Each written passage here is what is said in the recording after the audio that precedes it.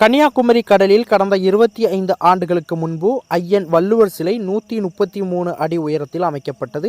இதன் வெள்ளி விழா தமிழக அரசு சார்பில் கடந்த 2 நாட்களாக சிறப்பாக கொண்டாடப்பட்டது. விவேகானந்தர் பாறையிலிருந்து வள்ளுவர் சிலைக்கு செல்வதற்காக கண்ணாடி பாலம் அமைக்கப்பட்டு அதனை தமிழக முதல்வர் மு.க. ஸ்டாலின் திறந்து வைத்தார்.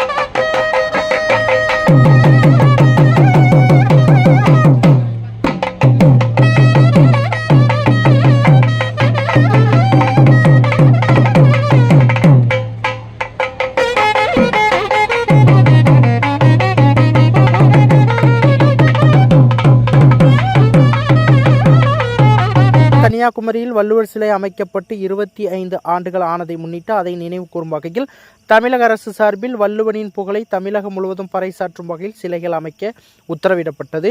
இதனைத் தொடர்ந்து தூத்துக்குடி மாநகராட்சி மேயர் ஜெகன் பெரியசாமி உத்தரவின்படி தூத்துக்குடி முத்துநகர் கடற்கரை பகுதியில் பொதுமக்கள் வள்ளுவர் சிலையை பார்க்கும் வண்ணம் கன்னியாகுமரியில் 133 அடி உயரத்தில் அமைந்த சிலையின் மாதிரி போன்று 10 அடி உயரத்தில் இந்த சிலை அமைக்கப்பட்டுள்ளது. பெப்ரிக்கால் உருவாக்கப்பட்ட இந்த சிலை தத்ரூபமாக கற்சிலை போன்று உள்ளது. முத்துநகர் கடற்கரையில் அமைக்கப்பட்டுள்ள இந்த சிலை முன்பு ஏராளமான பொதுமக்கள் பார்த்து ரசித்ததுடன் செல்ஃபி எடுத்து மகிழ்ந்து வருகின்றனர்.